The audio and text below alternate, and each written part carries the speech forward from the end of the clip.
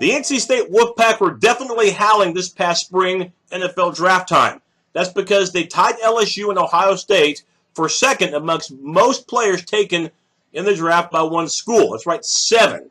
Alabama, of course, led the way with 12. But that tells you that Dave Dornan not only has talent in Raleigh, but he's doing a pretty good job in developing it as well. And offensively, they've got plenty of talent coming back. Defensively, as far as proven talent, that remains to be seen. But we're going to start with the offense. Ryan Finley, who could have passed up his senior year to go to the NFL. But remember, this past draft was filled with big-time QBs trying to make it to the next level, like the Baker Mayfields, Drew Allens, Lamar Jackson, as well as Sam Darnold and Josh Rosen, just to name some. Yeah, it was a QB-infested NFL draft. Next year, not going to be quite as strong nationwide in that department, so Finley could wind up being one of the top players overall and definitely one of the top QBs taken in the 2019 draft. Over 3,500 yards throwing, 17 touchdowns, only 6 picks, 65% completion percentage. Now entering his senior year, he should have a good one. And plenty of experience at the receivers. That does include Kelvin Harmon, an all-ACC player. 69 catches last year, over 1,000 yards. Yes, he is a big play threat. You also returned Jacoby Myers with 63 catches last year and had 727 yards receiving. Steph Lewis, he's always dangerous, 37 catches. You have him as well. So NC State, they'll be loaded at receivers. The running game, though, does need to replace some talent. Had a couple of players picked in this last draft. Nyheim Hines was one of them. They're a 1,000-yard running back from a year ago, and they lost Jalen Samuels, the fullback. So Reggie Gillespie now has to be the main guy. Over 500 yards rushing for the Wolfpack and had 7 scores. Offensive line, well, they lost a couple of all-ACC players. In fact, one to the NFL and Will Richardson. But they do get an all-ACC player returning this season. And they get him at the center position in Garrett Bradbury, now entering his senior year. You return the left tackle in Tyler Jones as well. Some good and some opportunities for NC State to build upon from last season. First of all, the good. They pass protected well, giving up just 1 sack per game. That's right, 13 sacks, which was top 5 in the country. And, by the way, third down percentage, 45%, which was top 25 in the nation. However, they have to do a better job when it comes to not giving up those plays for lost yardage. This was a bad area for the Wolfpack, 77th in the country, giving up a little over 6 plays per game as far as lost yardage goes. And red zone offense has to be better too, 119th in the country in red zone offense. 16 opportunities out of 60 did NC State not come away with points.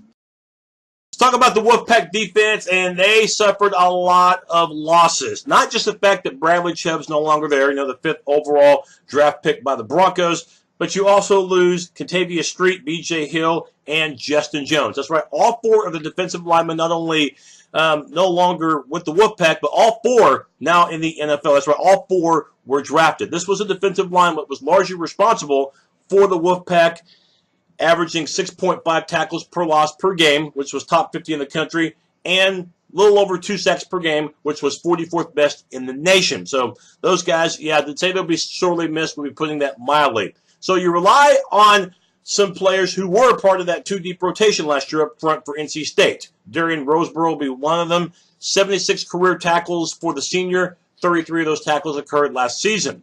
Nose tackle Shug Frazier and defensive tackle Erdros Bryant saw their fair share of snaps last year, and they'll see a lot more snaps this season, you would think. And James Smith-Williams rounds out the line. He'll play the other defensive end. Linebackers, well, you got to wipe the slate clean as far as starting experience goes, but you will rely on Jermaine Pratt, who's played quite a bit, 69 tackles and 2 picks a year ago at the weak side linebacking spot. It'll be a 4-2-5 alignment that NC State will run. The most experienced area is going to be in the secondary. Keep in mind that NC State was one of the best teams last year in turnover margin at +8, second best in the ACC, 22nd best nationwide. On the other hand, though, their pass defense was very vulnerable, 3rd worst in the ACC, giving up 253 yards of passing yardage per game. That won't cut the mustard. Left corner returns in Nick McLeod. The junior had 74 stops a year ago, and your leading returning tackler is James Moorhead, now a junior, had 80 stops a year ago at a strong safety position. And a transfer from Tennessee who should help in the mix, that is Stephen Griffin at the nickelback spot, now a junior. The Wolfpack a year ago only lost 2 games in the ACC. That's right, only 2 losses. Both of them were by 1 possession. So as you can imagine, field goal kicking is going to be highly stressed now more than ever. A year ago, only 10 of 20 as far as field goals. Punting, though, shouldn't have to worry about that. A.J. Cole's back for his senior year last season, 43.7 yards per punt. The schedule for the Wolfpack, I think, very favorable compared to the other ACC schools, but you have to guard against James Madison, the Dukes. The Dukes 2 years ago won the FCS National Championship and finished runner-up last year, so you can't look past James Madison. That's the opener. 2 weeks later, West Virginia, one of the best offenses in the country, highlighted by QB Will Greer. That's on September 15th.